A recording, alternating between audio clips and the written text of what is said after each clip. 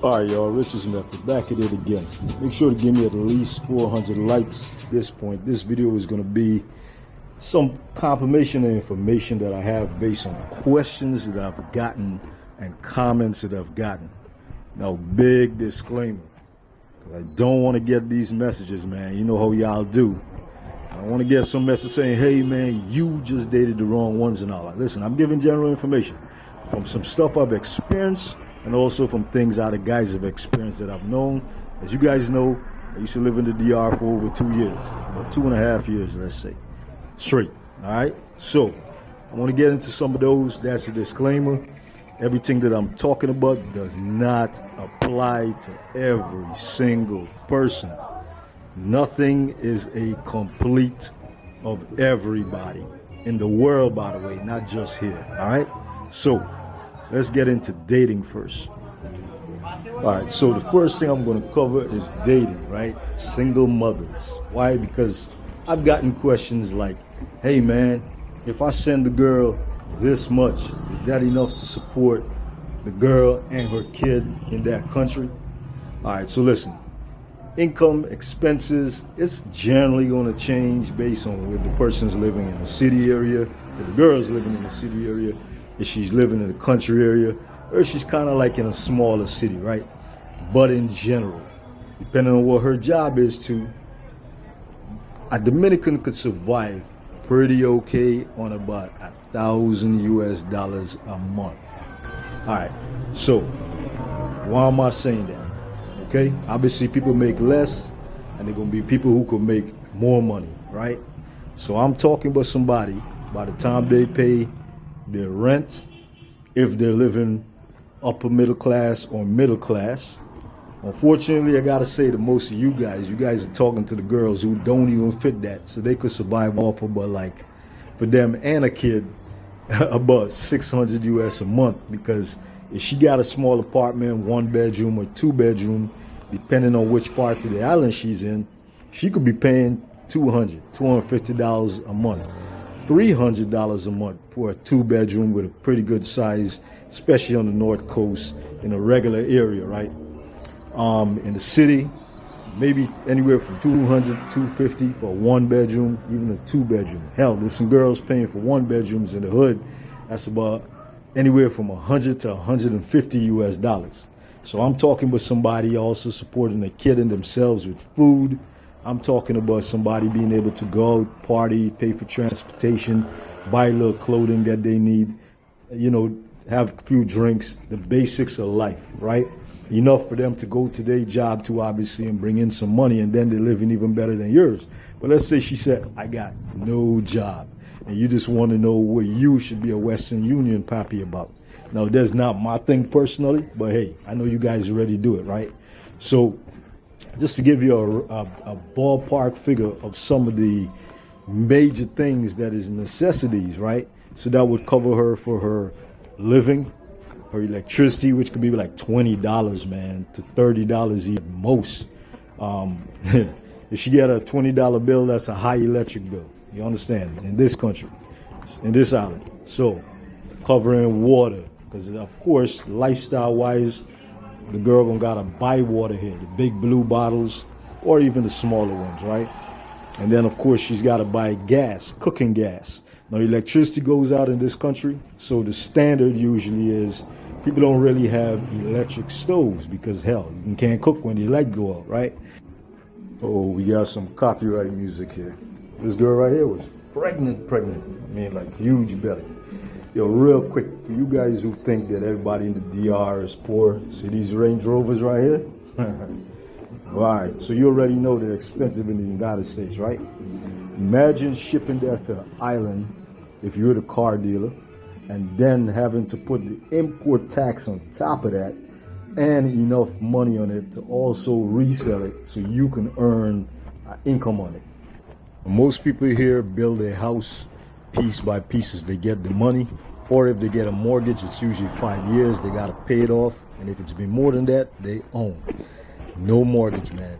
So if you see a girl living with her parents, the likelihood is there's no overhead costs, right?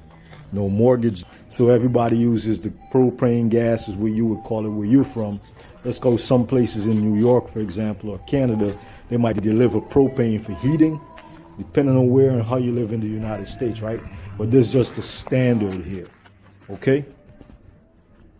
Right, so for you guys who don't mind being stepdaddies, right? And you're going to support a girl with a kid, and you're probably asking, well, is she getting child support? And if she is, about how much does she get? Now, obviously, unless the dude is rich, she just probably had a kid by a regular Dominican dude who is making normal money or minimum wage, especially if she's from, you know, the kind of society, part of society where she herself is making minimum wage or got no job. I'm going to say that most, the dude, if he has middle class income money or upper middle class, he's paying at most $100 or less. See, the support system here works different than where you are from in the United States or Canada or even England. They'll just base it on your income, right? But over here, no. It's based on the expenses that the girl actually has on the child. So she's got to prove how expensive it is or what she is spending. They're not going to just say, oh, well, you're making this and he's making that. Let me come up with a total. No. All right? So run those numbers. It's kind of a more fair system also because it's saying, hey, just tell us exactly what your expenses are on the child. And, you know, even if this guy is rich or a foreigner, she'll get at most $100. Now, you guys love to point out how this is a developing country, right? It is. So pretty much every developing country in the world, and I got to say almost all because, you know, there's some countries out here where the values or the value system of the country is going to override this. But this is a developing country. So when it comes to prices, everything is negotiable unless it's written down. Now, DR is getting very Americanized because of the influence of tourism. So you are finding that certain items, certain places, certain things are being, you know, priced the way you could look at it, especially a big grocery store, for example. But if you just out in the street trying to get services for your bike to get fixed or whatever it might be, any place that's not organized, the reality is this. The mentality is whatever you're willing to pay, if you don't know the prices, that's exactly what a person going to say yes to, right? Or make you pay. They're going to take advantage of you if they have to. They're not going to say, well, I know the prices normally, so let me be necessarily fair and just tell you, hey, it's this much normally, right? Not everybody, but a lot of people will just call a higher number. They might double the price. They're going to not tell you a price and see what you say first. Well, that same kind of mentality will also spill over into the chapita or chapiadorian, right? So basically, you got people who are going to have the chappy mentality or the sanky-panky mentality if it's a guy. This is somebody who's going to say, listen, if you're willing to give me money because you like me, I'm not going to say no. And on top of that, I'm going to try to get everything out of you that I can. That's just called the gold digger where you from, right? So you already know this kind of a situation. So here's why I'm bringing this up.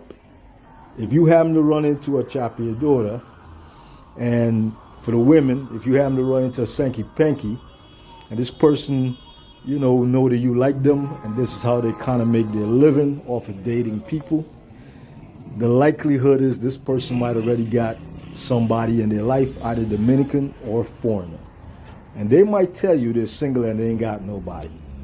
And the attitude is, well, it's up to you to find out. It's not necessarily my business, even if I lied to you. It's just the reality. Now, remember, this is not everybody. I repeat, this is not everybody. This is if you happen to run into the worst case scenario. So be cautious. Now, even if this person doesn't have anybody, but they have that kind of chapita mentality or I'm a chappy mentality, and you willing to open your pockets and be taken advantage of, their morals and values might not tell them, let me not do that. All right? So it's on you. You can't come back and blame the person because you parted with your money. Okay? I get it. You might say, man, but that's morally corrupt. Why would you take advantage of someone if you can? The likelihood is somebody might not necessarily look at that as a wrong or right thing. They might just look at it as, well, I'm from a society where things are negotiable. So if somebody's willing to pay more or do extra, I'm not going to tell them no. You know, so it's just a value difference based on the society that you're from. And you really got to look at it that way. Look at that rain cloud, man. It's about to rain. If you want to live abroad or slow travel, I got an ebook on that. Also, if you want to date abroad, you need safety tips and travel tips. I'll check you guys on the next one.